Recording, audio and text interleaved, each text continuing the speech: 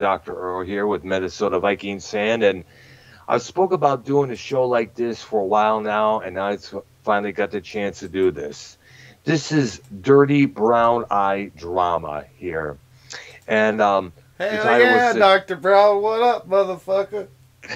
Minnesota Viking Sand, everybody here, and this is kind of like a little drama show that we got going on here. We'll be discussing not really the drama within the community, but mostly drama within the reaches of society. Yeah. Like we're going to be taking a look at all the bullshit things that's been going on with seeing the families, celebrities, like I know we got a few things to talk about Britney Spears when you think about it. Of course, that Oh, singer that deal, Kasha. that deal is fucking crazy, dude.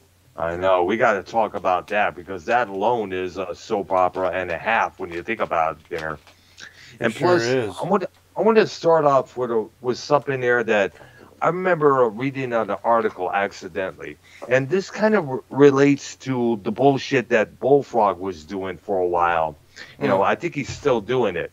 Sexually harassing people in people's DMs on Twitter and elsewhere. There, Oh he yeah. got called out. He got called out massively. He got called out by Dave Rose. He got called out by Shell. He got called out by this person, that person. I mean, he was massively called out on Monetize This 255 there when we first heard about him, or at least I have. But it was revealed that he was, he comes in complaining about why the community is attacking him and such and such. He wasn't making no sense with what he was trying to say.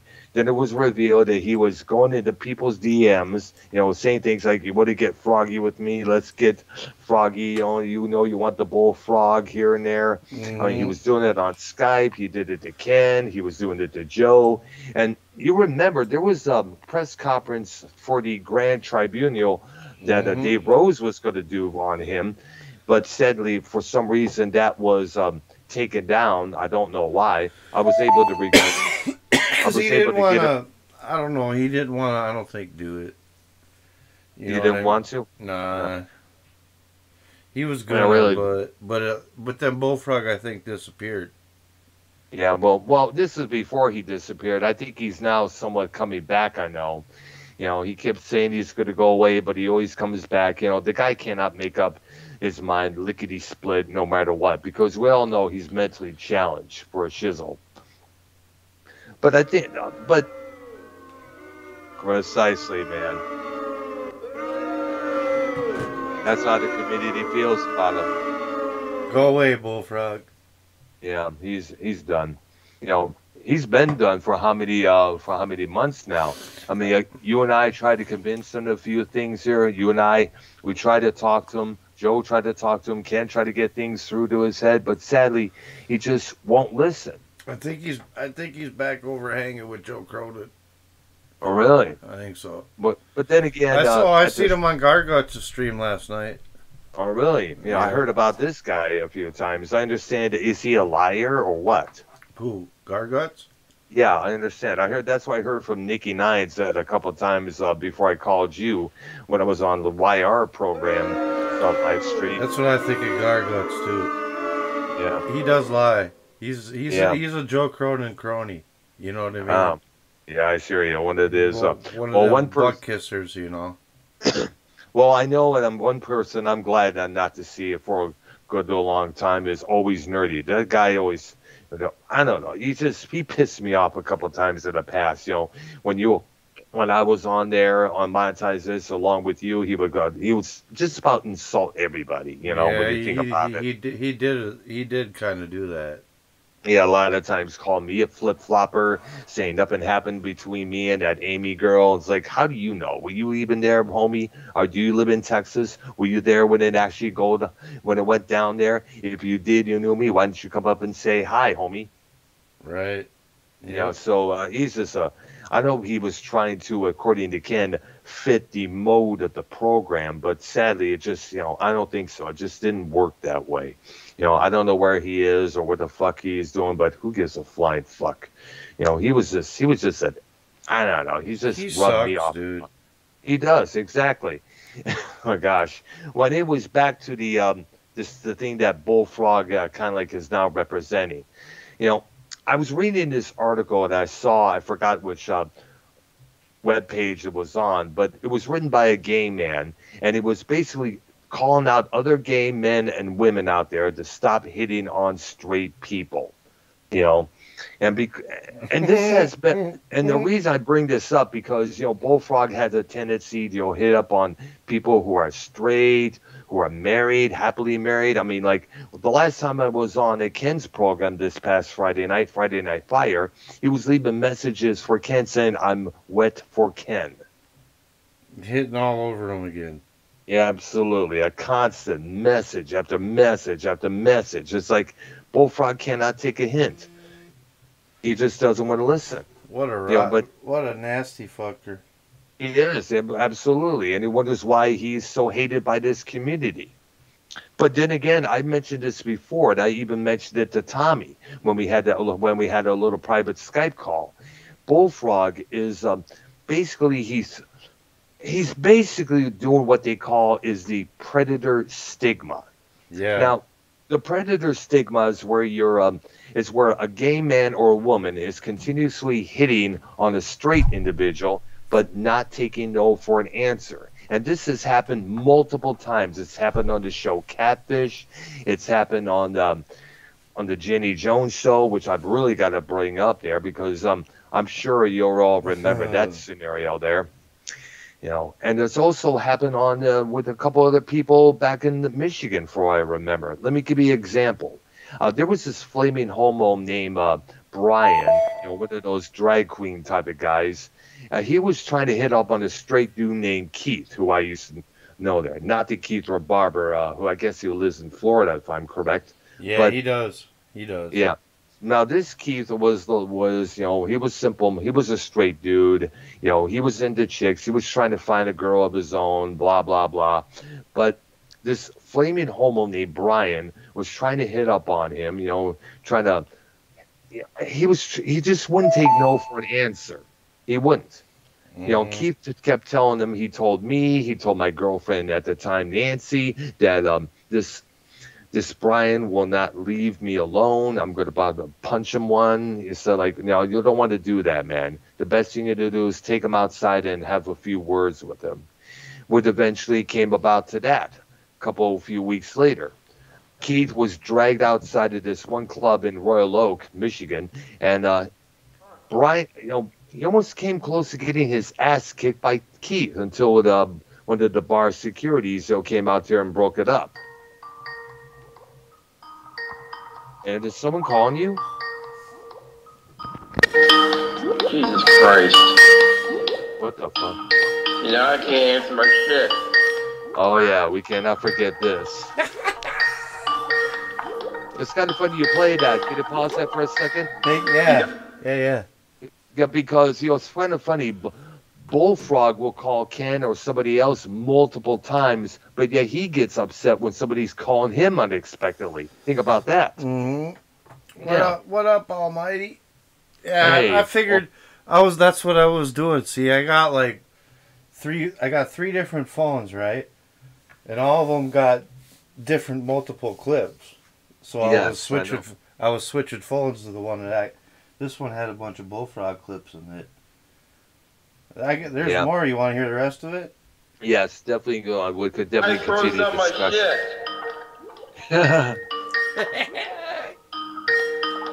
It's always fun hearing him or lose his shit there, but I should say. Yeah, I'm glad I got it. This was a good one I got recorded. Oh, man. Because he gets madder and madder. I know, yeah. I still can't forget when he he was yelling at Joe Cronin, do something about it, Joe Cronin, make it stop. Come on. Cronin doesn't run shit. This committee runs its own self. Yeah, this is... Dude, what? I'm not ready to show. Not unless you're going to ask me a bunch of weird shit. Bullfrog, the only reason why I asked those questions is because your chat asked that. You're saying that I'm asking you weird questions? That's what your chat asked? Yep. Yeah. And what up to Costanza and Bolsey in my chat over here. But Anyway, the thing, this has happened a few times before where a straight person gets hit up by a gay person, and no matter how many times the straight one tries to tell the gay man or woman, I'm straight, I'm into the opposite sex, the gay person just keeps on pursuing. Oh, here's a bullfrog racist one. Oh, yeah. You like them kickers? Yeah, I have no problem. You like them black people there, Davey? You like them kickers? See? Oh, my God. Yeah, that one's pretty bad, huh? Oh, guys, and let me guess, that's old man Davey they was speaking to? Mm-hmm. Oh, jeez. I bet, and that's old man Davey is in the... That's about as racist as it gets. Stupid asshole. I don't know. That's bad, huh? I know. It's like, I'm still rooting for the day that Bullfrog gets his ass beat by a couple of blacks there when they find out about all this, you know? Yeah, when you hear him talking like that. Like, precisely there.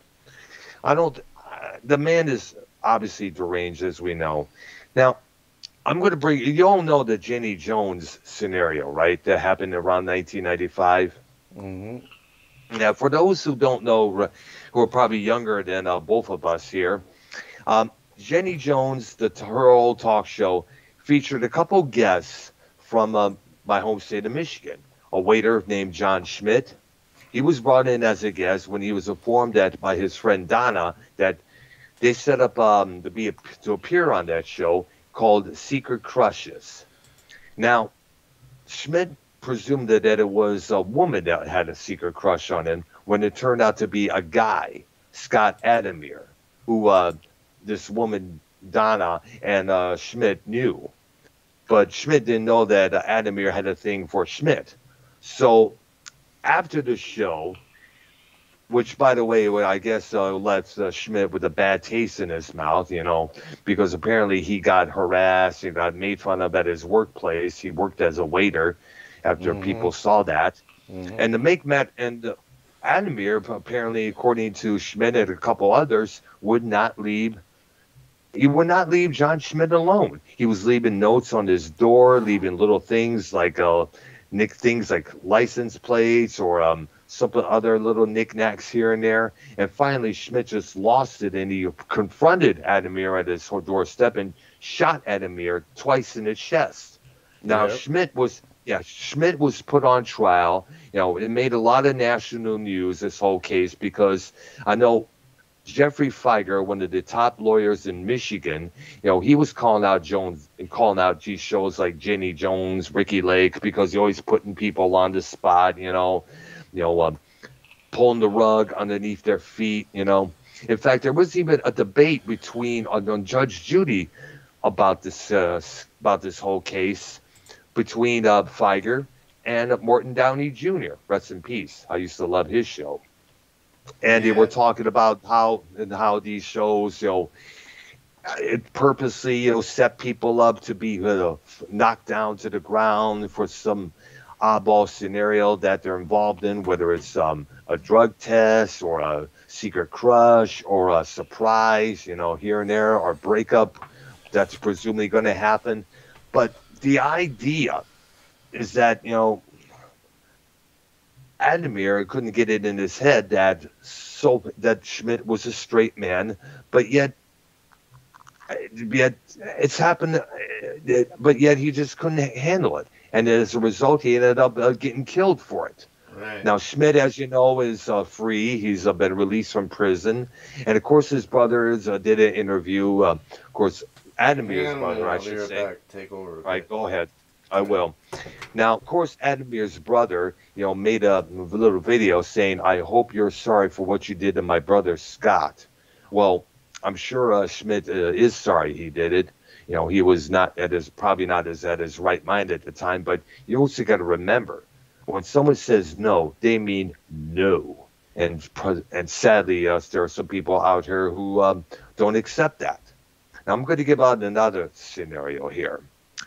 My friend Cindy, her and her older sister came by a club called Lipsticks, where I was at on a Sunday evening. It was Alternative Sundays. It was pretty good stuff there. I used to hang out there a lot of times Made a lot of new cool friends here. All that good jazz there. DJ Jamie St. James, shout out to him. I guess he works at a talk station, the AM talk station over there. And apparently, Cindy, when I was away getting me a drink, when I came back, was being hit up on this lesbian. Now, the lesbian who knew who I was there, because she said she's seen me around the clubs a few times there. And apparently, she wanted Cindy's number. Now, Cindy, did give it to her, blah, blah, blah, thinking that she made a new friend. Not so. The lesbian was constantly calling Cindy almost every day, almost every hour, every evening, just come on, And finally, the older sister had to step on in, and say, hey, she had to make the call to the lesbian and say, hey, lay off now. She was even telling Cindy at the club, saying they won't leave you alone. They keep bugging you. They'll keep bugging you no matter what. Yeah. Yeah, because and that's happened, Now, since the sister stepped in, Cindy has been left alone by this lesbian, and everything's okay. But, surely that left an angry taste in Cindy's mouth. And also, we cannot forget James Charles, the YouTube beauty influencer. He got called out a couple years ago by an ex-friend of his named Toddy Westbrook, another influencer, for trying to hit up on all these straight dudes and, not taking no for an answer. And you wouldn't believe it not. He mentioned a couple of times to her, would you like to do to this person, this guy, that guy, which basically made her want to barf, which is why she broke ties with him. She made a video saying, bye, sister, calling him out, saying, I don't want nothing to do with you. I don't want nothing to do with this guy, blah, blah, blah. Well, apparently what it was is that in a couple months back, he got called out for trying to sending explicit message to a boy that was apparently allegedly 15 years old. Wow. Yes. Now, Trisha Paytas, who is Tommy NC 2010's crush there, he made that well known many times. As well. Can you hear that? Yes, I hear it loud and clear. And also, by the way, Kylie Jenner, she even tweeted out, shame on you. And then with the hashtag, James Charles. Fucking stalker! I want to urinate, fucking stalker! You fucking sand nigger bitch! Oh gosh, stupid ass. I know you love playing that because it puts him in his place. Yep. It sure does. You heard that, right? Oh yeah, we all know it. Absolutely. But funny. The thing is, I want to know, have you ever had any cases like that going on in your state of Minnesota where somebody his straight is being pressured, into the gay lifestyle here and there? Maybe Bullfrog. No, I don't know. Oh, sure.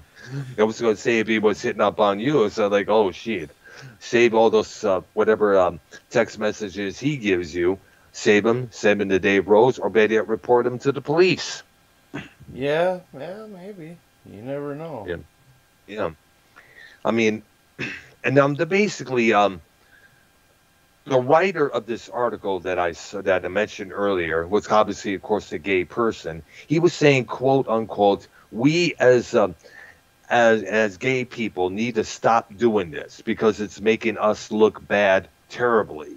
Because it's making us look predators, makes us look like sickos, and it makes us look like molesters, And here's something else I need to bring up here. Back around 1986, there was a 6-year-old boy named Sean Moore who got murdered by this older guy, this grown man. Apparently, according to the press there, the man said he had all these urges, Now, today, the guy would be considered just a sick pedophile, who committed a crime, who is probably right now still rotting in jail. But back around that time, they used to compare pedophilia to homosexuality. they would liken the two together because they figured it doesn't matter if it's young or it's old or it's a teenager. If it's got a pecker between its legs, they'll go for it no matter what. You know, that's how it was. Mm-hmm. Absolutely. You know, and to some people, that kind of stigma still resonates in people's minds. True. And I guess what makes it mad is, I guess it makes us mad is that, you know, this kind of puts a damper on the all the gay acceptance, all the Pride Month, the stuff that went on last year here and there. You know, it's kind of just makes no sense. And with all this stuff about, you know, the Epstein Island going on and all this stuff going on here, all these dirty secrets coming out about this person, that person. And plus, you know, it makes you wonder. Makes you wonder, man. Yeah, makes you wonder what really did and didn't happen, huh? I know. But the thing is, you know, I kind of agree with the writer of the article that I mentioned. You know, if the gay agenda needs to, if they want it more to be accepted, they want more respect, they need to stop doing like this. Successful connection. Yeah. Yeah. They need to stop this. But of course, you know, now, one of the reasons, now going back to the Brian and Keith situation, Brian often was talking with some lady friend who I also knew, and I asked Brian, well, why couldn't you take no for an answer? Brian said, I don't want to be alone. Because he was because at the time he was having a hard time trying to find a mate of his own. So they had to resort to that. Now, I'm gonna bring up something else here. And I'm sure you probably have heard about these kind of cases as well. The fear of being alone. Successful connection. It's called the fear of being alone stigma that many women have. Bluetooth launch mode. And of course, you know, I brought this topic up to one time to Rada Kitty and Gina J one time on one of Rada Kitty's programs. You know, the fear of being alone, that they got to have somebody by their side, they got to have a man with them. Now, this has happened to a couple people I knew. One who now used to live in Texas. Excuse me, I'm getting tongue-tied here. One who used to live in Michigan but now lives here in Texas. Bluetooth launch mode. Now, I also used to date this woman around 1995, around the fall of that year. It was about for a couple months, but I broke it off because, you know, said, when we going to get together? Oh, I can't do this here. I can't hear. You know, she was a single mom. Her daughter was about a newborn at that time, so I had to let it go there. Plus, there were a couple times I was trying to get her attention. She wouldn't pay attention to me, so I said, fuck it. So here's the thing. She breaks her current husband before they became married there. He was a heroin addict. I don't know if he's still doing heroin or whichever there. Now, the guy who admits that he has an addiction there, I'm an addict, you know, but I can't really help those things that I do at times. He took rent money that she had to pay rent with, and of course he obviously bought heroin with it. Now, addicts have been known to steal from shops, stores, many places there, you know, so they could turn it in for drug money. Wow. Now, here's the funny thing. She finally boots him out. She finally gets rid of him. Then I find out from a post on Facebook from one of her friends, who is also another friend with me on there as well, that she says, if you're still friends with this person here, you could remove yourself from my list. So what's going on here? She apparently, this person I dated, went back to this junkie. Why? Because she didn't want to be alone. She's only happy unless she has a man by her side. Now, also another scenario. This woman named April. Her boyfriend was an older guy. He was an asshole. His name was Mike. You know, you would often try to talk to her like a child. You often treat her like crap a lot of times. All that whole bullshit there. He was one of those guys who grew up believing women are beneath me. I am the bringer of the money. I am the man of the house, and you just do what I tell you to do. Blah, blah, blah. Now, this guy, Mike, dumped her on the corner there and took off one time. Apparently, he wanted to have some fun on his own. She called my girlfriend's parents, you know, just so they could pick her up and take her back to our place where I was staying at that time, which was by Livernois Avenue in Detroit, after I moved back there. Apparently, what it was is that, you know, Mike dumped April bad. And apparently, I was talking to her, say, hey, now you could do what you want to do. You could do what you like to, go wherever you want, go to this club, anywhere you want to, go to this place. And April said, yeah, but you don't understand. I don't want to be alone. Right. Another friend of mine on Facebook who lives in Mississippi, she went back to her abusive biker boyfriend 3 times because of that fear of being alone. Because I spoke to her one time on the phone, and she was like, you know, I'm alone for the first time here, and I don't like it.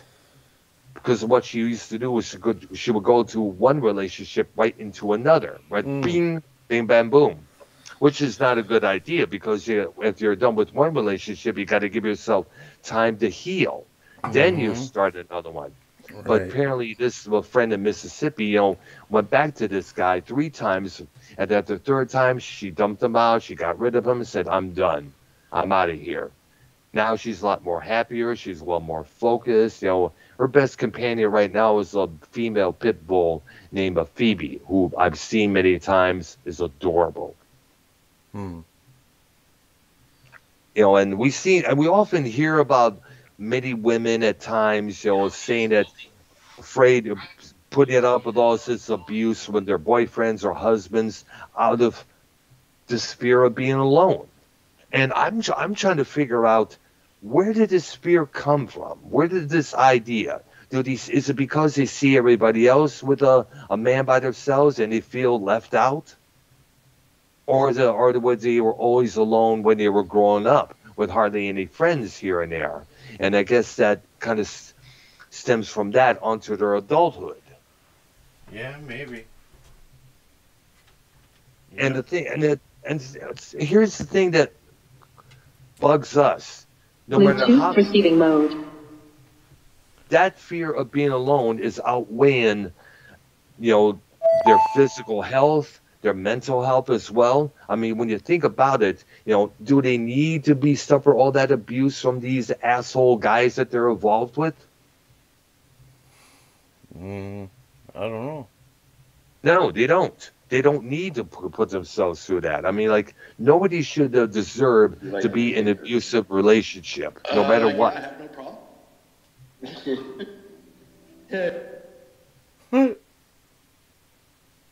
Nobody needs to put that there. Nobody needs to go through that. Spig, Jungle Bunny, Jigaboo, Heat, Kike. Hey, Davey, I got one for you. Do you like those kickers, Davey? Slant tights. Oh, God. Asshole. What an asshole. Gosh. I hope someday he gets his Just Desserts band. We're all waiting for that day there. Yeah. I mean, come on, man. Give us a break, Bullfrog. You know, you should know better, but sadly he doesn't, you know. From what I understand, from Ken, he gets weighted hand and foot. Everybody caters to him. Yeah. And that's the wrong way to raise a kid there. When you start giving all the things they want, they expect it in their adult life, and they're going to grow up feeling that they're entitled to this, they're entitled to that, you know. But back to the fear of being alone. We've seen this many times with women and a couple times with the men as well. Now, also to make this perfectly clear, I want to bring this subject up with the subject I talked about previously about the predator stigma. That goes the same with straight men and women as well. Because we have heard many times that this this guy wants to be involved with this gal, and she says, no, I'm not interested, but the guy won't take no for an answer. He won't. So he stalks her, calls her up, tries to get a hold of her, this and that. Here we've seen it many times on Geraldo. We've seen it many times on J.D. Jones, on other talk shows. Right. I mean, we've seen it many times. And yes, Costanza, I remember when Bokeef wanted to play with my long hair. Ain't going to happen, you son of a bitch. Nasty fucker. Yeah, absolutely. I was like, he doesn't know. He needs to be. This motherfucker needs. This motherfucker needs to be. Fuck you, Rapid Minneapolis. You need church, Rapid. Oh, just kidding. Oh, what? Who is somebody in your chat? Yeah. My buddy. Oh, gosh. I see there. It's kind of funny. Now, we've seen this many times. Now, here's something else I got to tell you there. And this is a true story. Buddy I used to know back in the around the 90s. His name was Jamie. He was one of those traditional goth kind of guys. He would... he often came out to Lipsticks nightclub on a Sunday many times in the past. Mm-hmm. And he would... And here's the thing. He was getting a couple times he would get a couple girls, 3 or 2 girls coming to him. Tell him to get back here. Okay, well then, I'll take off then, I guess. All right? Even though I didn't think I was talking over when they did. You know what that is, Dr. Broad? Yeah, that's Redneck. And that's me there. Then I'll take off then, I guess. All right? Even though I didn't think I was talking over when they did. So. Somebody is sending. Are you sending something on Skype there? No, I didn't send that. Somebody's sending me something here. Maybe a couple of messages. I'm probably thinking, probably this group that I was added to called Shitheads. They were saying something there.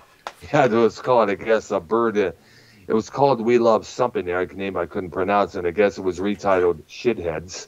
Nice. I wonder who was doing that. I don't know. It's probably it says, and look at who wanted. 2 of the members of this group is Bullfrog and Joe Blonin. Wow, imagine that. Oh, jeez. There's a surprise, huh? I know. What the fuck, dude? Shit. Seems fucked up, Dr. Brown. I know it is. Now, going on to this Jamie cat here, who used to know, who said he passed away a couple of years ago. I guess what it was, he had had a heart problem, and it just caught up to him, I guess. Wow. These preppy guys who would come on to go to Lipsticks almost every Sunday night, they'll try to hit up on the same girls over and over, and the girls be like, yeah, whatever, blah, blah. They pay attention to their group and ignore these guys because he knew these guys were cheesy-ass sons of bitches. Now, all of a sudden, Jamie comes in with his, unique look that I mentioned, and all of a sudden we find out that Jamie was getting, he was talking to these 3 women there. And the preppies did not like that one bit. They felt they were like, what the fuck? This guy who dresses like a woman with all the makeup, he's taking our women, blah, blah, blah. And they tried to beat him up outside until the security had to come in. And this was when the club was done. It was time to go home at around 2 a.m. Eastern. Yeah, because these preppies were like super mad that the women that they were trying to hope to get in bed with were now hitting up on this one guy there. Wow. Yeah. So that's pretty much. But in a way, would you consider what these preppies were doing, being like a predator in a mode when you think about it? Yeah, maybe. Yeah. Yeah. There was I also got to mention this. This woman, she would constantly harass me all the time back around 2014 after I moved here. Now, her name was Nicole. She lived in the Clinton Township area. She friends me on Facebook. I accept because she was mutual friends with another friend of mine named Jessica. So she right away, she constantly messaged me. She DMs me, wanted my information. Now, this was not a scammer, by the way. This was one of those women who are unattractive, she was real. Overweight. Yeah, she was real, yes. But the thing was, she was unattractive. She was overweight, and she had some sort of a little mental condition. So at the time, she was living with her aunt.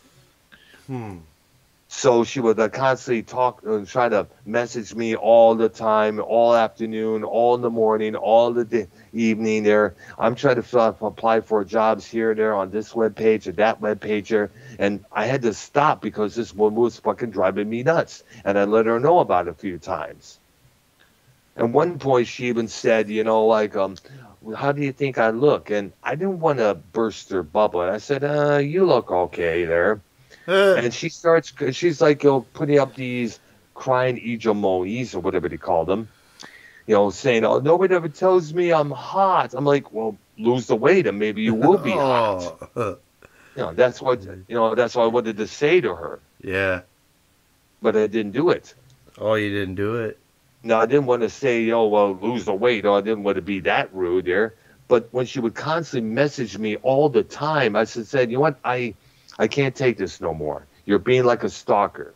You're being a pest. You would message me all the time.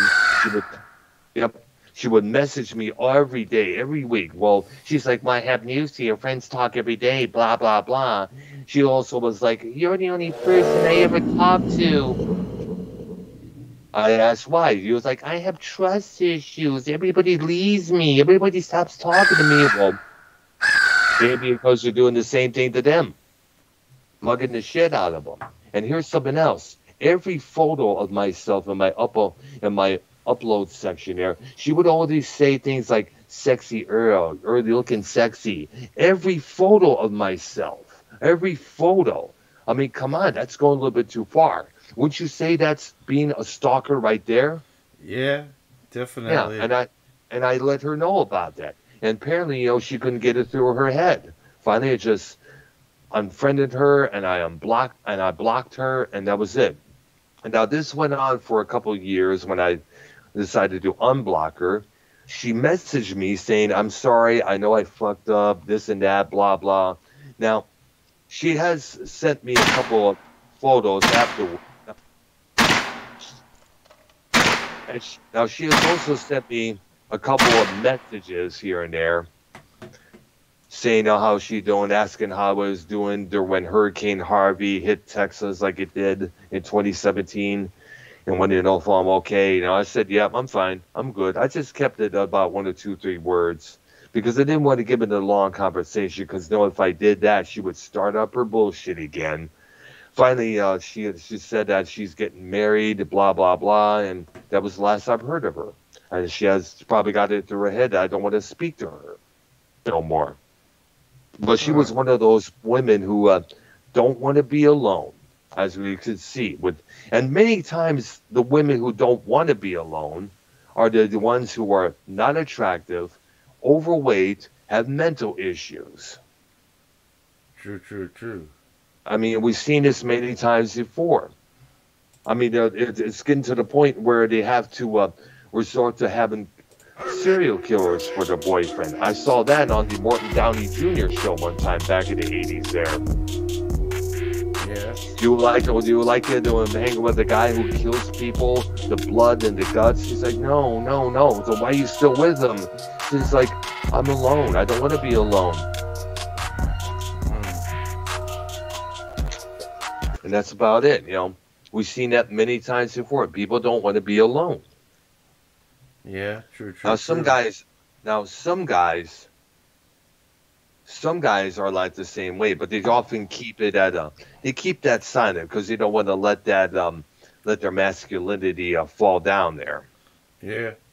Hey, Brown, I'm gonna go have a smoke real quick. I'll be back. Okay. All right, gotcha. over, buddy. I will there. Yeah. I just got a message on Skype right now from the shitheads group here. And Bozy is calling me right now. Add him in. I will. I gotta wait till he's done, because if I add him right now, it will take you off. I have to re-add you. Okay, okay.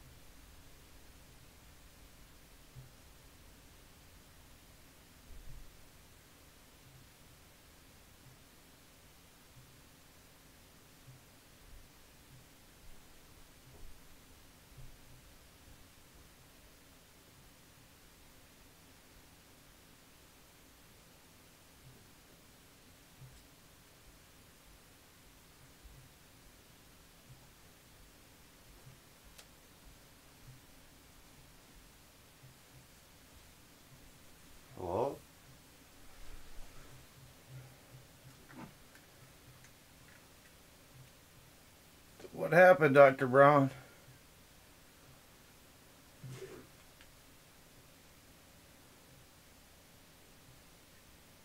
Shit. What the hell happened?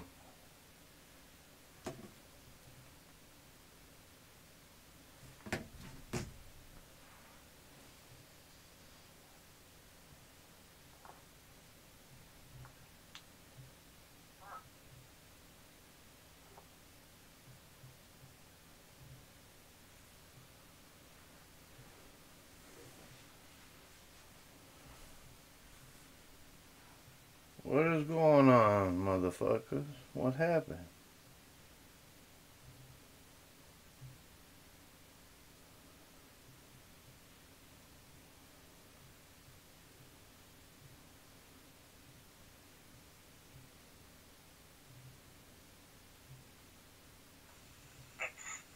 That seems like something everyone would make a big deal over. Absolutely.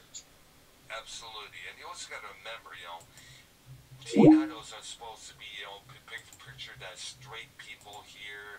It's supposed to be like available for the ladies here, available for all the guys here. That's how they want it. Whenever we see like this teen idol get involved with this girlfriend or this boyfriend, the publicist always says something like, oh, they're just friends. They're just goofing around here. They did that with Chris Brown and Rihanna when they started going out. But we knew that they were girls or the guy's face. They're going to be moving on to other things, and that teen idol's going to lose sales. They're going to lose your ticket sales just as well. They're going to probably be performing in either clubs or small theaters, like a retro tour or something like that. That's what they were saying Britney Spears would end up unless he straightened her shit out. Because a lot of people are saying, her career is over. She's done when she started shaving her head, beating up the paparazzi here and there. Dirty ass Britney Spears. Yeah, we're talking about her conservatorship there. And what up, Ballsy? What up? Welcome to the Dirty Brown Eye Drama, episode 1. Oh, that's the name of the show here. That's what it's called. What, bro? I think. Yeah, that's what it's called here. This is episode 1 here, and we'll probably sometime soon we'll do another episode there. If all depends on the kind of drama that's been going on here. Now. The drama we need to also bring up Danny MT. Oh yeah, your buddy. My buddy. Please. I'm fraud. That guy called me a fraud in a fraud. backstab. A fraud? Really? Well, you got to tell about this. What happened? When did this happen? I didn't hear that. Well, a while back. Well, not really a while back, but this was after Ken and YR beef. Now the split up, and now I hate everyone thing. Yep. Manti called in. You mean and YR the disappeared? Hold on. And Danny MT called in, but so they talk about his issues. I was added to the group chat, and then Danny MT comes to me saying, "Ballsy, you're a fraud." Oh shit! For what? For a reason? Just out of the blue? Wow. Yeah, pretty much. And I was like, "What makes me a fraud? Why do I backstab people?" He couldn't answer me that question. He's like, "You're smart enough to know what you're talking about. You're just trying to fit in." Oh gosh. What? So I guess I said too much, which I usually just say what's on my mind, put it out there. That's why people like me in the general, because this is what Danny is.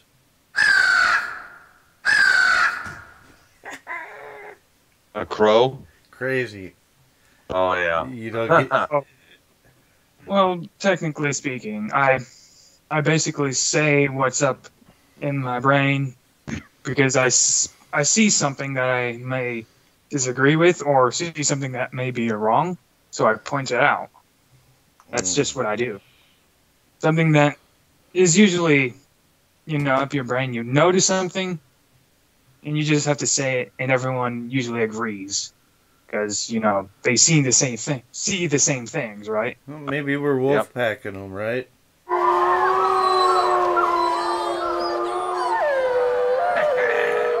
Right, Daddy? We're wolf packing you. You know what I'm saying, right? Because that's why I'm basically, I guess, being called a fraud. I don't know what makes me a fraud. No, I don't think so. That's bullshit. But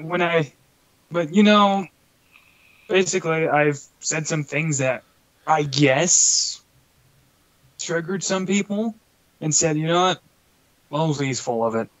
Because hell, even on a poll that Joe made, I was included on a flip-flop list. Jeez. Wow. Yep. I guess I flip-flopped. According to that. What the fuck? Yeah, as I mentioned earlier, the Always Nerdy did that with me, what I was called in on Monetize This. He was calling me a flip-flopper, saying nothing happened between me and that Amy girl from a couple years back. Yeah, you were saying something about that, I remember.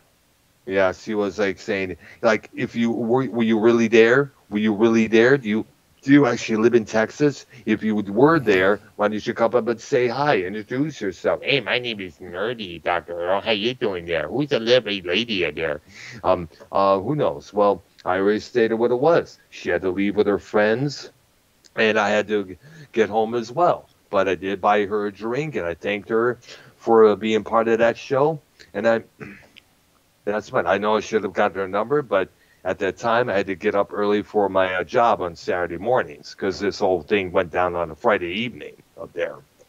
So why didn't Nerdy care in the first place? That's the question. Exactly, because so many people were asking about that. People were asking. Even Joe had had me in his thumbnail for the next Monetizer. Said, did Dr. Earl get laid? Well, he was hoping I would call him to give him an update, but at the time, I was earlier before that show went on. I got injured at my work. I got severely burned on my left wrist there.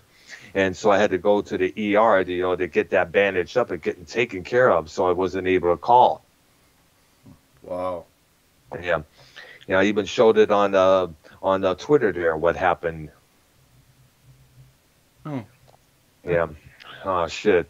Well, here's the thing. Whatever Dr. Earl does is none of our business, really. I don't know why some people would actually bother.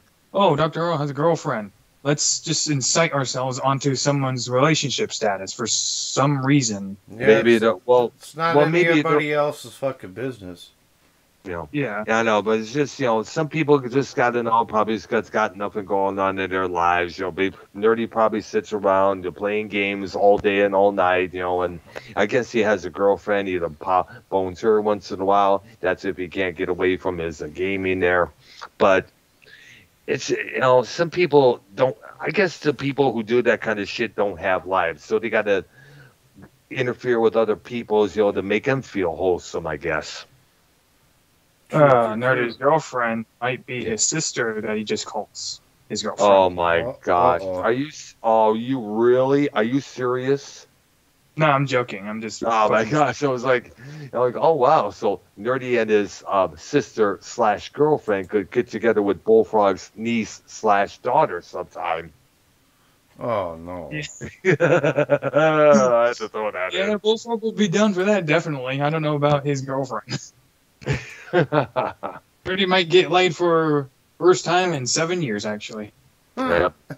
Yeah. And I think he's. I don't know if he's part of Monetize This. I haven't watched this show in God knows how long, for the past. He was I think he was in Joe's comment section earlier. I think so. So I'm pretty sure he's still around, just not doing much of it. I see, because there was one Monetize This which ended kind of like after 3 hours when that high-pitched guy Lewis got on the call there. And you know what I'm talking about, that Sky Lewis with high-pitched Lewis. Yeah, because he has this high-pitched voice. Yeah. High-pitched Louis. I know, yeah. It's like, what the fuck?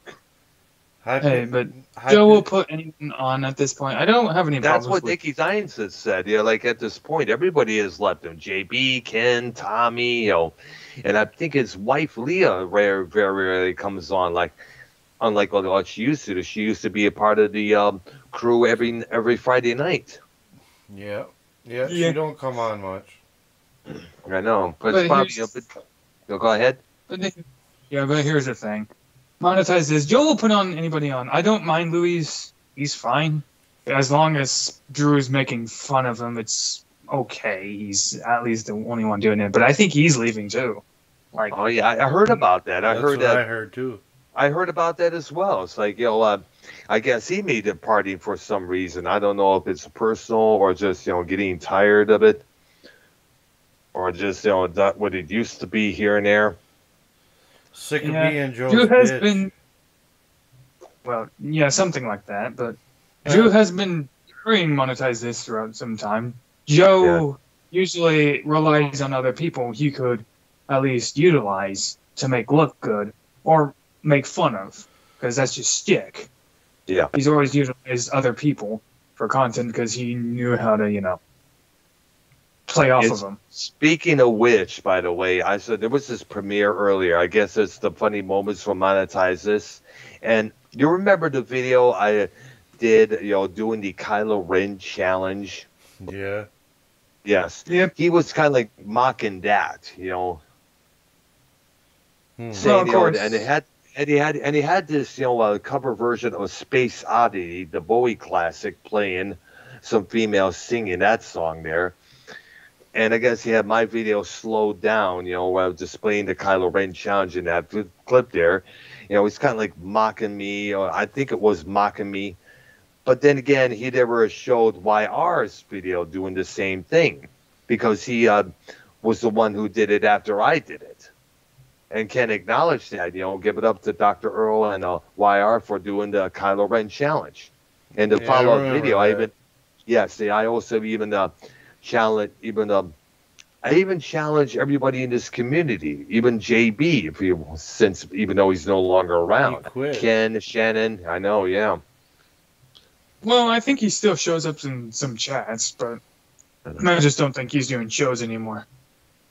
I know, it's sad because I used to love his content.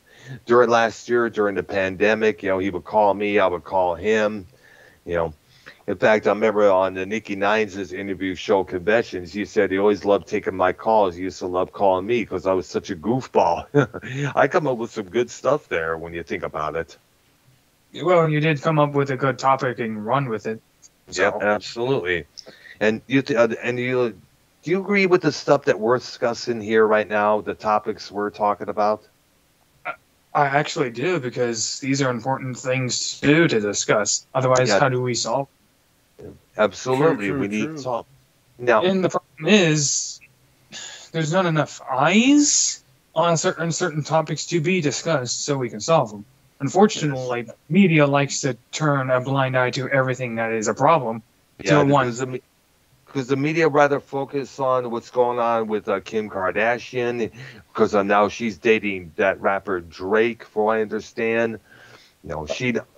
And of course, what's going on with the trending fashion, what's going on trending on Twitter here and there. I mean, it's to the point now where media has now become our worst enemy. And the people who follow that worst enemy are becoming the absolute worst. Mm-hmm. You're right on that, Dr. Earl, because at this point, I read something about cuties.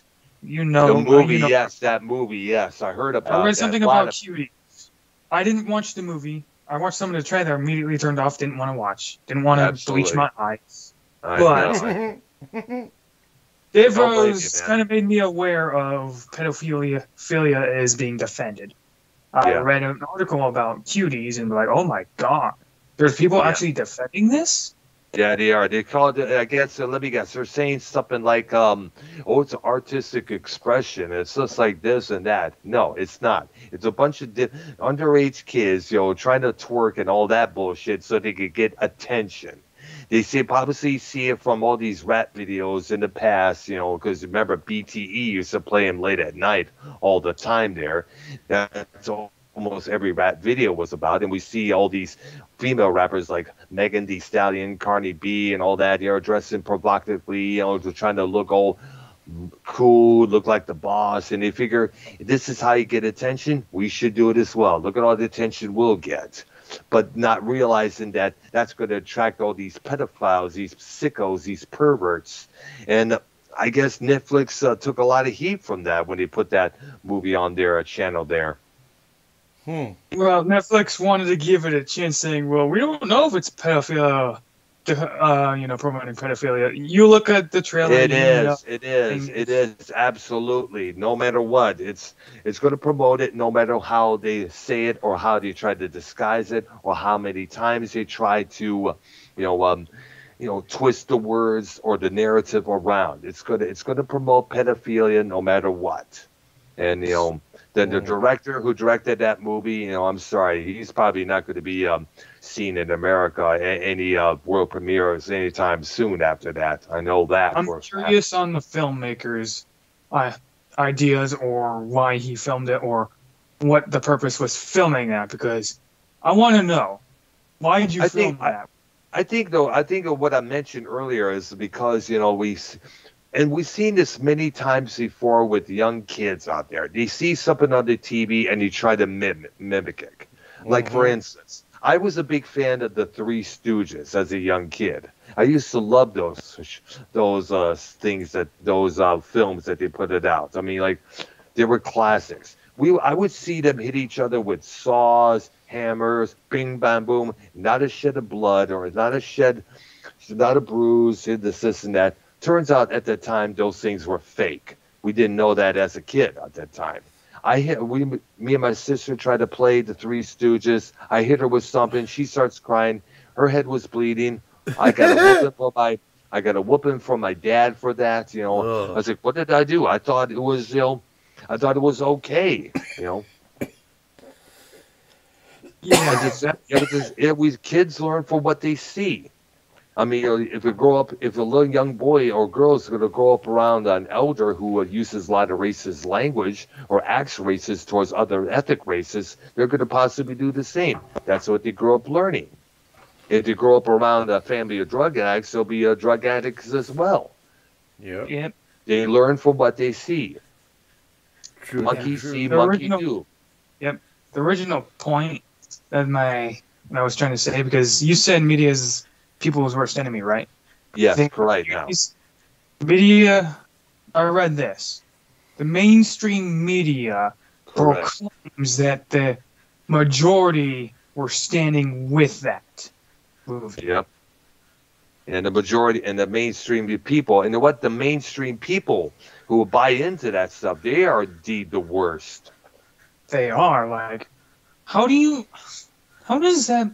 get okay something like that? Yeah, I don't know. Back in the 1990s, there used to be the most goofiest films and movies, like Tommy Boy. Yeah, like, with Chris Farley. Yeah, like Jim Carrey. Got movies like that. Yeah. Also, I'm thinking Happy Gilmore, like I'm Dumb and Dumber. You got movies all like those that movies making it to the mainstream media. Something About Mary. Yeah. I think I've watched that before. The cable guy. My girl, they'll watch. Yeah, we all see. Many of us seen those movies. There, they came out with a lot of crazy movies out there at the time. A lot of crazy comedies. I remember me and the girl that I was involved in briefly. We saw the movie The Mask with Jim Carrey from '93, and it was in the early. It was later in the 2000s when we saw it at her place. Afterwards, we put on porn movie and then we fucked as always. How do we give the of course so-and-so, as you know. And then, but those movies were like classics. But those movies nowadays, they'll be condemned for life by the sensitive crowd. The ones who cancel this, cancel Pepe Le Pew, cancel Dumb and Dumber. Because it makes the people, it's depicting these mentally challenged people as bozos or retards and such. I think what it is, the ones who were made fun of, who were bullied as people, as the young kids or teenagers, the ones who were made fun of because of this situation or that reason, they finally got into these positions of power, and they're the ones provoking this as a way of, because all that stuff that they are seeing at that time is bringing back hard memories. Like, for instance, yeah, and that's what they're, I think that's probably one of the big reasons why. Like, say, if this overweight person, used to get bullied every day for being fat at high schools, throughout all their high school years, preschool all the way to, the middle school to high school, they get called fat continuously. They see a movie like, say, about a fat person, doing all this dumb shit, a comedy, and everybody's laughing, everybody's enjoying themselves. That person who was made fun of, he's going to throw a fit because it's going to bring back harsh memories. They're going to condemn that movie, and they're the one, and those are the people that usually advocate for fat acceptance, air quotes. Yeah, that's the thing. If you're fat, you're not healthy. Yeah, absolutely. I mean, look how many times Dave Rose tried to convince Bullfrog to eat a lot more, choose a more healthy lifestyle, but Bullfrog doesn't want to because he's got. Yeah. And I think, and you know what? Other people who went through the same situations, they're going to side with that particular advocate because they went through, as I mentioned, they went through the same situations themselves. The next thing you know, we got a sensitive army. We got this, advocating army, advocating for fat acceptance, no body shaming, no making fun of this person, no making fun of that person. You remember that one Playboy model who got herself in trouble when she did a photo on Instagram, kind of like mocking this overweight woman in the gym there, trying to take a shower. She had her hand above her, over her mouth, like, I guess it was considered a body shaming, I guess. And this model got lots of heat for that, She got called out massively. Yeah, I don't. She had to make an apology, soon afterwards because of all the heat that she was, getting from everybody else. I guess what it is that so many people have been brought up to be sensitive. Absolutely. They're supposed to be, you got to have sensitivity. You got to have compassion for nobody. And that's what the majority of the people today, the adults, that's what they were brought up with. Any kid who grew up in the 1990s, who was a children watching, Freakazoid or Animaniacs, that's what they grew up with. And all the bands like, Pearl Jam, Nirvana, that's what they were preaching in their music as well. And, all these bands like Rage Against the Machine are preaching, socialism over capitalism. They grew up learning all that, and they accept into that, they buy into that, and they bring that kind of stuff into today's media, into today's world. Yep. Mm-hmm. Yeah. That's also prevalent in 2000 and 2010. So I'm aware of these. Here's just one thing I will say about fats. Okay. Yeah. I'll say this about that person, making fun of her peer of being fat. Yeah. Here's one thing I will criticize her for. That is your peer and your friend. Instead of making fun of her, why don't you motivate her to eat healthy and work harder? Because, Well, this was at a gym when this was going on, when that photo was taken there. Yeah, I would give her grief for, kind of shitting on your friend, if that was your friend, for being fat. No, you shouldn't, push her. Iron sharpens iron. So, do that. Absolutely. Do that. That's true. what I criticize her for. I wouldn't criticize her for making fun of a fat person. I would criticize her for making fun of her friend behind her back. That's what I would do. Yeah. That's what I would do. Now, and no Costanza, Bullfrog is not calling in. He's not allowed on my channel unless he apologizes to both Kevin and Bobby for the way he disrespected them last year. And of course, Bullfrog ain't going to do that. He doesn't hold accountability for his own actions. Oh wait, we got. I think we got Bullfrog calling in. Oh wait a minute. Let me get. Really? Just block him if he keeps annoying. He's not good. Get racing Bullfrog every now and then. There he is. There's Bullfrog. What up, Bullfrog? Oh, if that's the case. Then I understand. I get it. Yeah, when you gotta get racing Bullfrog every now and then. There he is. No, we don't. What up, Bullfrog? Comes in the worst fucking time. Bro, kid, thank you for. Oops. Oops. Oops. Oops, there. Oops, shit. Wait. Yeah. What the fuck that was? Well, yeah, I just got done. You gotta get down with kickers. I don't have. Yeah, I have no problem with black people whatsoever. You gotta get down with the kickers. Oh, Bullfrog, you racist fucker. I doubt he actually meant that intentionally to be harmful. He just didn't know what the fuck he was saying. No, he knew what he was saying. Yeah, but the thing is, that's with Bullfrog many times. He doesn't know what the fuck he's saying or he's doing. You know, like, there are many times he has tried to get a word out, and then he talks about something else. You know, like, you try to get something to his head, he used to be like, so what did you have for dinner this evening? And I'm like, throwing you all off. Here's one for Bullsy. Frog has COVID, apparently, he says. He thinks he's got COVID. He also has he thinks he's got COVID. Is looking for sympathy over his dead father, but yet he's made fun of other people for their family members. Yeah, but dude, why do I care? Like, what? But that's a lot. He's probably responsible for 1 million troll accounts of people's dead grandfathers and fathers. He's a piece of shit, dude. Yeah, why but I mean, have sympathy for a guy. Yeah, but I mean, like, a lot of that's like in the past stuff. So is that me laughing at it? No, I'm just. Scott ain't never right about nothing. It just happened though. Mostly winner troll in '97. It just happened though, dude. Joe. I don't give a fuck. The guy is a scumbag. That's terrible. We've all made fucked up jokes, but like if something just happened, I mean, we might have. Father died and people had fucking accounts talking about my dead. I honestly, Scott, I wasn't there for that. I didn't see it. Fuck, man, I'm not gonna have sympathy for a guy like Vikings fan. Get the fuck out of here, bro. Wow. That guy's like one of the biggest scumbags in the entire community. The things that he does and the fucking purple area that he comes from, dude. You guys don't even fucking have a clue, man. Whoa, wait a minute, what's the purple? Whoa. You don't what's think the Purple that Army? Pete Austin, Joe? You don't really believe that he's fucking doing shit in this community? Are you that fucking retarded? You think he's guy literally would? He was simulcasting the night that Joe got had simulcast. This is a sign of delusion and projection. Can you believe how long he went on and rambled about me, Bullsy? I know, absolutely, absolutely. Can you believe how long he rambled on about me? Once he said Minnesota Vikings, I'm like, oh my god. That whole thing was about me, dude. No, that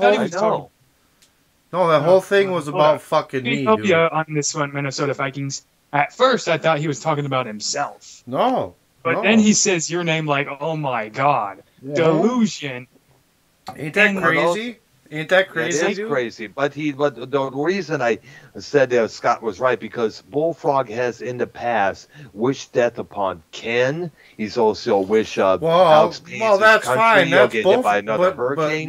But that whole thing was he was talking about me though, Dr. Brown. I know exactly. You know, he wasn't talking about Bullfrog. That whole thing was about me. I know. What the fuck, dude? Is this recently? No, that was like about a year ago. Oh, just about a year ago. I would say, yeah. Around 2020. During the COVID. I would say during the COVID. Yeah, during the pandemic. What do we ought to say? Yeah, during the pandemic, for sure. During the pandemic. I had to clip that. It was probably early 2020 where I didn't know anything about Scum, because 2020 is when I first entered into the community. So everyone seemed cool. Then I kind of got a different insight on everybody. Like Shot, and then you and Bullfrog too, and Joe Cronin, and here I am. Well, definitely, Bullsy, when you get time, go back to the old episodes of Monetize This from 2017, 2018, and to do the same for Farmhouse Network and listen to all those shows, and you'll definitely get a good description of how, according to Ken, or how Scott was at that time. You remember, as Ken used to call Scott Cock McSkinnon many times in the past. Mm-hmm. Yeah, I was told. I watched a few shows. I watched a few shows, not all of them, but watched the parts where Tommy and C talks about he shoves quarters up his ass. I know, that's a classic. And it's kind of funny when I joined in on the YR show. When I joined in on the YR show that a couple of weeks back, Danny MT was like, trying to get, he said he was going to advocate, Joe Cronin and to get rid of those donations featured Tommy, including the Buy Me a Mask one, But then again, YR said something like Tommy did all that by himself. Tommy did that out of the blue, and Danny MT was like, but that hurts Tommy's feelings. But you got to remember, sometimes you need to have that replayed to you to remind you what not to say or do next time. Yep. By the way, those are Tommy moments that are iconic. So you want to get rid of iconic Tommy moments? Yeah. Well, he was on there every single fucking week. He was, back almost every day, because Tommy, because he knew that it would get attention. Tommy loves attention. We all know that. Yep, pretty much every week, Tommy started out to monetize this. Yeah. I think Danny MT should stop this defense of Tommy, because he's not really defending Tommy. He's trying to speak for Tommy. Like, that's not defending. I think when I was on the call with all those guys, he said he was done defending Tommy because Tommy told him, stop, you don't need to defend me no more. Because you got to remember, all that stuff that Danny was saying was falling back upon Tommy. It's like, Tommy, why are you having this guy as your friend and such, and with all the grief and ridicule that Tommy gotten in the past on various shows, Tommy doesn't need that, concerning one of his friends. Yep. I never liked Tommy, okay? I'm one of those people that just doesn't like Tommy. Yeah. But Tommy is smart when it comes down to, friends and, clout. So yeah. Friends, who's your friend, who's your enemy, and who's bringing in the clout such and such. Tommy's a fucking snob. He is. Let's be honest. Tommy's a snob, dude. That's what he is. So. I agree with that. That's one of the biggest words I would use on Tommy is he's a fucking wannabe rich snob, because he's not really rich. His parents and shit have control of his money, and he don't have to really worry about money, you know what I mean? But he works a little bit too. But he has money, but he's not gonna go homeless. You know what I mean? He's never gonna go. Thank goodness. That's good. Here's one thing I know, Tommy. He does know how to dress. Yeah, that's true there. But he sure doesn't. He sure doesn't know how to. He doesn't know how to do a band. He doesn't know how to fucking sing, man. I'll tell you, that shit's terrible, dude. I heard about that. That fucking shit is trash, dude. And he's up there performing in front of a live studio audience, man. I feel sorry for them fucking people, dude. No, it ain't karaoke night. Dude, he sets up and it's like it looks like a setup. It looks like a setup where they're fucking paying him to show up and play or something. You know what I mean? It's fucked. Yeah, on the Vikings though, he went up there. He was willing to get embarrassed in front of a crowd. He keeps doing it. He keeps doing it. He keeps doing it, but it takes balls to do that. The band is 10 times better than him. honestly, and the band ain't all that, and the band is like a 5 out of 10 band, and Tommy's a 1. And let me guess, this is Hamza's band. Yeah, that's what I'm saying. Yeah. Because his friend Hamza plays the guitar in the band there. It's bad. I feel bad. I feel bad that like Tommy is like the star of the show since he's the lead singer. You know what I mean? It's like, man, that's bad, dude. Like it's. But you know what? We've spoken about this before. Tommy is one of his only addictions is attention. Well, he's getting it, but it's negative attention. But it's still getting attention no matter what. Deep down inside he wants the positive attention, but either way, it's attention that he craves. And we talked about it a couple, I guess it was last year, on when I had you and Silver on my channel here. Basically, he wanted, I guess, either he got no attention as a younger kid, or he had too much attention as a kid, and obviously, he's grown somewhat accustomed to it. Well, here's one thing I bet. More than likely, he grew up with attention, because realistically speaking, once you get all the attention, you're going to be used to the attention. And once people give you so much attention, you're going to be craving it, because you're absolutely. Same thing with entitlement. Yeah. Same thing with all these kids, who grew up getting everything they wanted from their parents just to keep them happy. They grow up as adults and they find out life doesn't work that way. They're going to lose their shit, Yep. Wow. Yeah, that's Tommy for you. It can only get him so far, though. Well, hold on. There's one thing I do not like about Tommy. He'll use his autism as a crutch usually. We all, everybody has called him out on that one, including me, myself. Yep. There's no need. Go back to episode 126 of Monetize This, what I called in on, what I addressed that issue there. He has played the A card in the past. Yeah. I heard he doesn't need to do that. Yeah, he shouldn't need to do that. Apparently, there's one instance recently, I think this was like 2-3 months ago, where he made there was a Twitter post with his profile pic on it. He says, that wasn't me. Wow, Dave Rose is trying to argue with him. That is him. He's like, well, it's because of my autism. Like, what? What? You posted that because of your autism? Wow. Are you kidding me? What the fuck? There's no need to use your autism as a crutch. You just admit you did it. No one's saying you were bad for doing it, because people were laughing at the, picture that supposedly Tommy that posted. That was deleted. It looked like a turkey, but I don't know. I remember. I think I did see a brief viewing of that. Yeah, it was. I mean, I just wish Tommy didn't. Well, I guess I relate to Tommy in several ways. That I can understand his position on things. Yeah. But I grew up differently from him, so. So did I. Remember, I have the same autism that he has, the high functioning kind. But the difference, and I try many times. You'll remember, I have tried many times, to give Tommy advice. I made a few videos in the past, try to give him advice of what not to do. Now, don't give your password out to this person or that person, because they'll take advantage, like James Worlery did, that idiot. And he said he said it's not advice, it's condemning me. The same way Bullfrog is like, like, you're attacking me, you're judging me, you're just jealous because you're not gay. It's like, which is another thing I want to ask. Why is it people with autism have a hard time accepting any kind of criticism or advice? Why do they view it as somewhat evil? Well, here's one thing. It's not just autism people. It's people in general that grew up in a bad way. They grow up entitled. It doesn't matter who they are. It doesn't matter if they have autism. They'll use anything to make themselves better.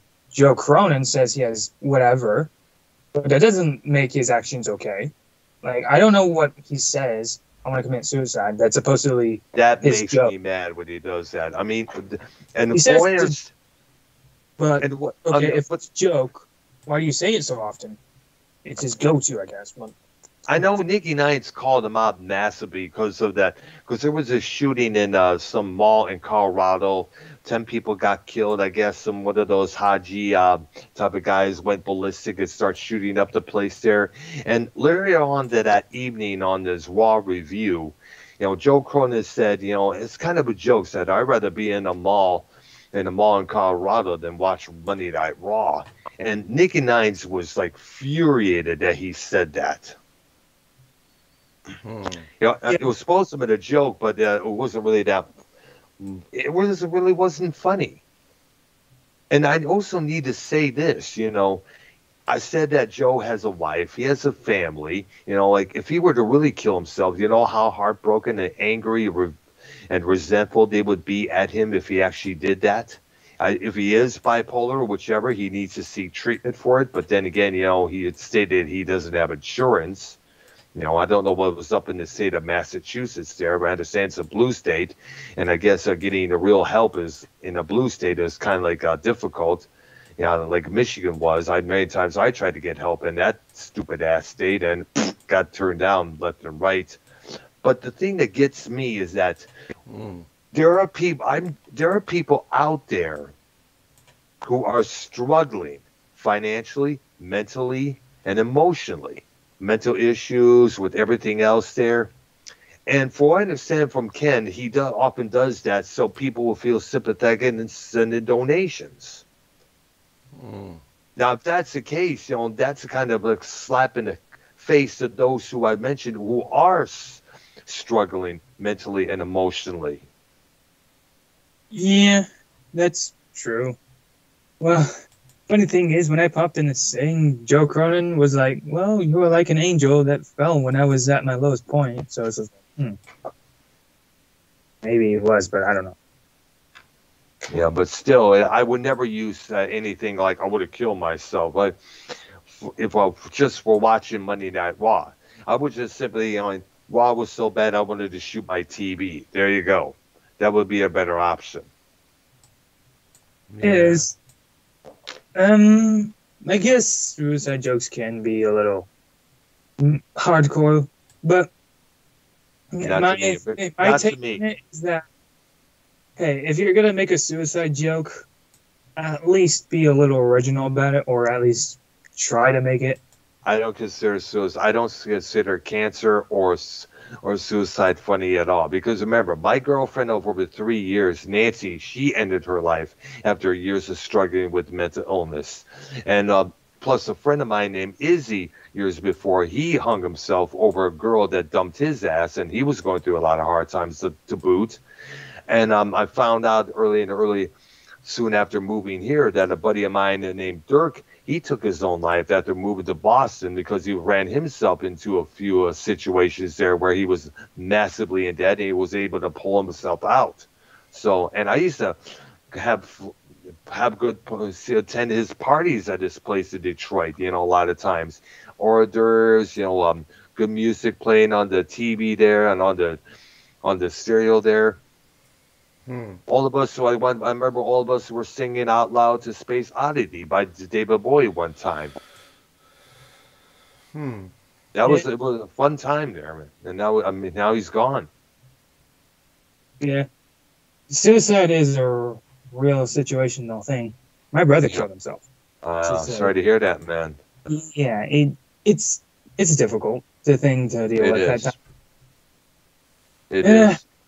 But I do judge Joe Cronin for saying suicide jokes constantly because, you do make them very much often. You say they're jokes, but oftentimes they sound serious. Yeah, but and sometimes the joke wears a little bit too thin. Yeah.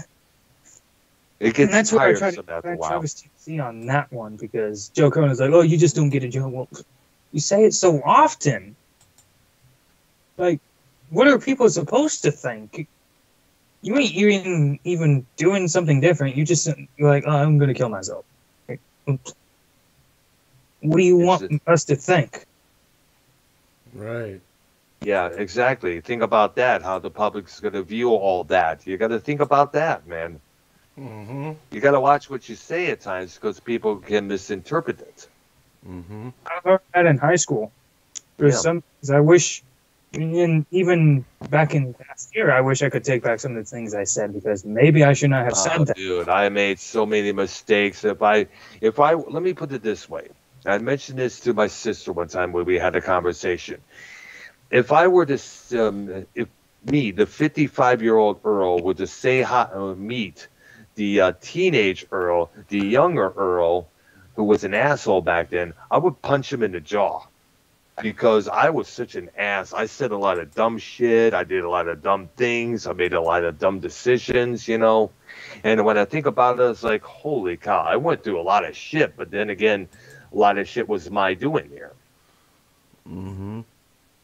Yeah. But then again, And you know what? And whoever came up with the phrase "bad decisions make damn good stories," they were on the dot.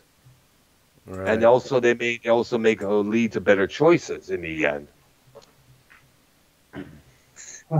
I'm 21 years old. It's like I feel like I gained wisdom a little too fast. Right. But that's also good. Wisdom is a good thing there, man. Wisdom is good. Knowledge is power. Yeah. I hope I'm wise enough, but I'm still learning. Yeah, it's true. You still learn along the way there. Yeah. I remember John Mellencamp There is a saying, though. Go ahead. There is a saying, though. I don't think Joe Cronin, Bullfrog, Tommy will ever learn at these times. Yeah. Here's a saying. A fool can't learn from a wise man, but a wise man can learn from a fool. I have learned from Joe, but I don't think Joe has learned from himself. Yeah. I know Ken has pointed that out as well as Dave Rose. Yeah. Yeah, it's a sad thing, too. Like, you'd expect people older than you to be a role model, but it's so different. Yeah. At this point, I don't think there are any more role models right now. I mean, me and Vikings and Super Bowl were talking about Bill Cosby last week, and remember how much of a big role model he was for all of us. He was America's favorite dad, air quotes, and look what happened to him later on. Look what it was revealed about him. Yeah, and then all of a sudden, now look, he got out of fucking jail too. I know. It's fucking exactly. Weird. It's and weird. It's weird how there was no warning. Exactly. I was surprised myself. And yet, as we mentioned, Britney Spears is still in this conservatorship with her dictator of a father. And that singer, Kasha, she's still in her court cases is still going on between this producer named Dr. Luke, who she claims raped her a few times. Wow. Yeah. I mean, the free Britney, the free Kasha hashtags were like all over Twitter and Facebook and all over social media here and there. And one time, Kasha was denied, that release from that particular contract. So she had to record for that BMG label. I guess it was either RCA or Arista. But she was in tears when that was read to her. And of course, she's still fighting that right now as we speak. We just haven't heard from it. And that's probably one of the big reasons why she hasn't put out any new material, which to me is pretty good because I couldn't stand that shit. I couldn't stand that song, TikTok, that she had a couple years back. My ex-girlfriend used to sing that a couple times, like, stop.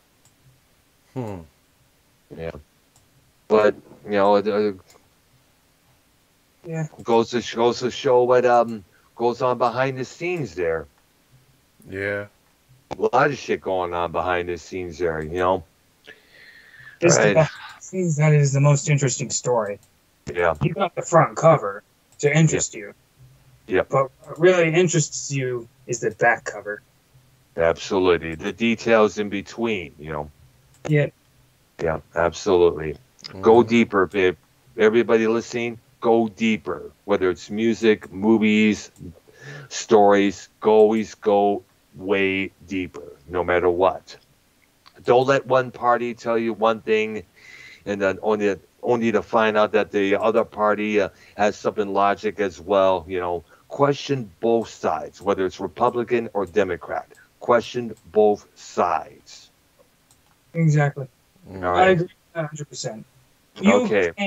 You can never stop learning. You can never know enough. There's no way of knowing enough information. Your brain is limitless. It can hold approximately like 10 million information in your head. You can know anything if you attempt to learn things. So if you're interested in something, you can learn it. You just have to have interest in that certain subject. Absolutely there. Okay, it's about, I think we're going to end the show for tonight. I got to get ready for work tomorrow there. I'll be working all weekend as always, And Bozy, we're glad you called in, to participate in these discussions. Also want to thank Minnesota Vikings fan, for being part of this as well. We got to do a number 2 episode, number 2 pretty soon there. Dirty Brown Eye Drama, ladies and gentlemen. Right. Episode 1 in the books. All right there. Thanks, Bozy. All right. Thank you, Bozy, for being part of this. Once again, kid.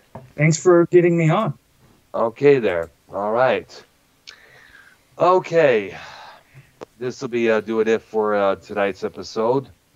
And I don't know when we'll do the next episode there. It all depends on what time Minnesota Vikings fan and myself have available there. But it should be pretty soon there. All right? Yeah, one of these days. All right. Yeah.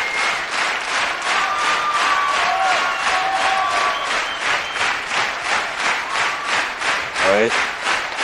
And also a reminder, next Monday, Arcadia the Doctor will be back. Arcadia the Doctor will be back.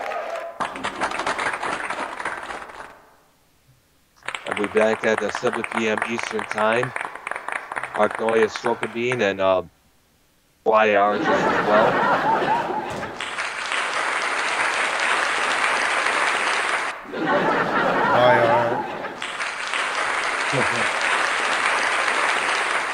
But the Dirty Brown Eye Show Drama, Episode 1, Dirty Brown Eye Drama. Alright. About it. We hope you like it. Thank you, everybody watching. Have yourselves a great weekend. And have a good time here. Bye-bye.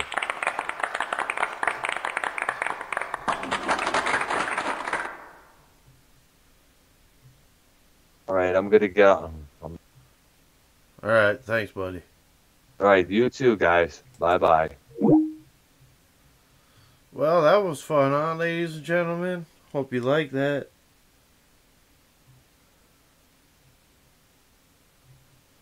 Hope you enjoyed that.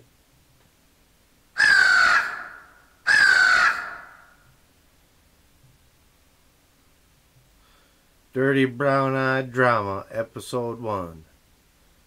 Dr. Brown, Silver Roll.